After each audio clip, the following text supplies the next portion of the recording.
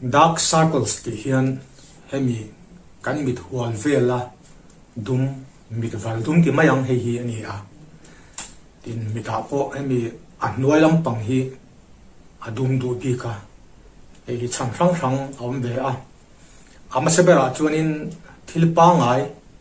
mi hring nu thil seng pa ngai ani ve a mi hring kan kum mala u pathianin kan mit bor vel vun hi alo pan a tin thau alo tlem boka he wang hianin khami vun dep vun nuaya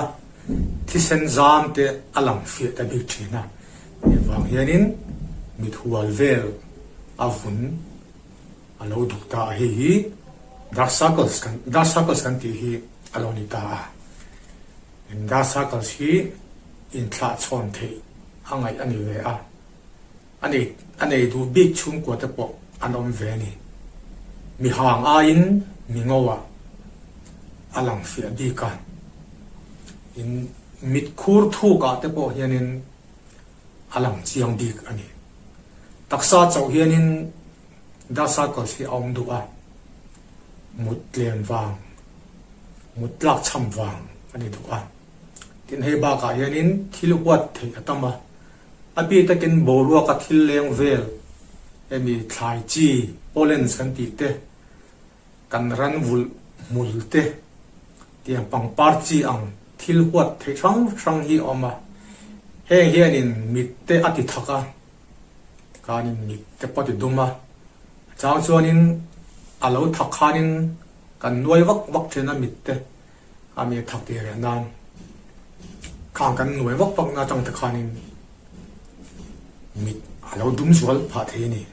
tin he ba ka hianin wheat flour kan ti mai veimim ang chi hi huat the ani a eng a te hian heng te hian gluten an ti hi pa ya atiang huat a chuanin hianin ami mit borvel thak a siama khaka kan hi ana le kan noi na khan alo duk zual phat hi pokani tin he mi gluten huat hianin celiac disease an tia pum lampang har sana ne po hi athen thei boka meja zuk sathianin mit da circles ne ya ola tia kan zukhiarin mit ur lo thei lo boka tia nga chonin meja zuk lo kha ayan kol dama se ber chu ani theya in kan so fo angin da circles la ka in ven na chu tuiril lak cham wang ani ya tuiril kan lak cham hianin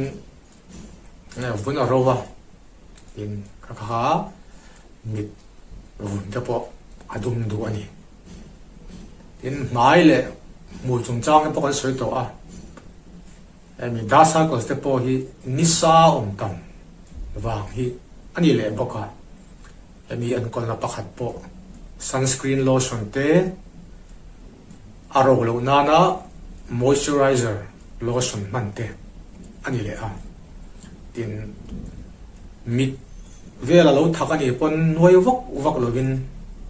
puan nem tui vota chi a tianga dim te a ruk tur ni a kan mit hi uluk taka en kol chen tur ni e ba ka helin iron plak cham wangin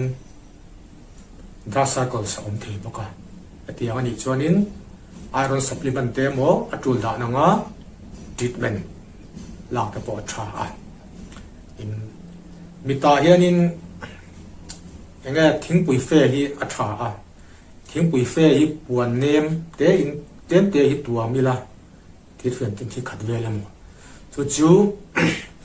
minute ni khat vel tui sawa kan chianga kan da dai nu khan tian kan mi kan chinga me da tian kan belanga hi minute som ni som thum thleng pon kanin mitha bel theya etia kan ti la herin kan om na room hi thim tha sela atha a tin he ba ka hianin fangma hi zaile pila fangma zaile phi ami thingpui fe kan tiang pok khanin mitha khana bel le theya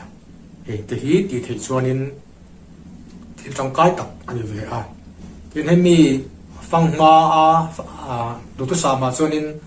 fangma kan ya mi ta kan da zo hianin thing pui fe kha I chana ka soyang khanin ati le theya thing pui fe I akhana tia po na tu ngai lovin dora ti bag a oma hen te hi aman mai theya vitamin C hianin thisen zam ati chak theya hemi dark circles tu te po hi aveng theya tin hei ba ka vitamin K ointment te po sela hen te po hi aman the bok nga tin hei ba ka contagic acid te hydroquinone te le noi tu chi sang oma yang te po dam do ra te mo beautician te po kan pan theya skin specialist te po ni chana kan sui te khachu in lama kan ti thei tangkai effective taxi ni kang kha side effect po nei lawa rem chan da nanga ti mai tur ni taksangai zong le ngai lo zong ero ai ang lo ti kha an phedon nia tutlem ti an bel lok ela ni chana khanin dark circles hi in thla chon the ani ti kha kan rianga nat na phang hi in thla chon the yelo tam khop maya kan pi le pu te kha nam mol milul hanam te kan ti thin ti ma sela kan ngai angot hi alo ni lo rin ai lo fin khop mai kan pi le pu te kha chumi a hiat the na chu thil pakhat le kan soila nupi pasal son an lo fin kur em mai hi ni nupi pasal an zon don chuanin an thla tu te kha anin chuina sa em thina an thla tu te an chung le khat nai waya tual that an omem uire an omem rugru an omem kutkem ne an omem hen te hi an lo chui vek maya than chi in thla chon the bek mai lo ni rilu lampang nat te tin he kan fia tangin thi sen sang na nei du bik te zun thum na nei du bik chung kwa ta po kan oma chigin thil thalo tam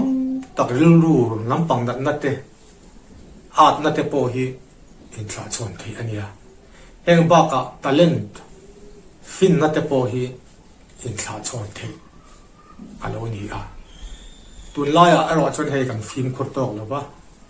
me tha le mai fai do te mo kan mu in mu chonin hun re po ha lo win chung te po ron lo win karin thing phong top maya man la kan pi le pu ta kha kan lo tluk lo le ani yuan ato per ka soi du chu kan pi le pu ta kha nam mol ni lo win nam fin tak an lo ni ti kha ka han soi te lo ni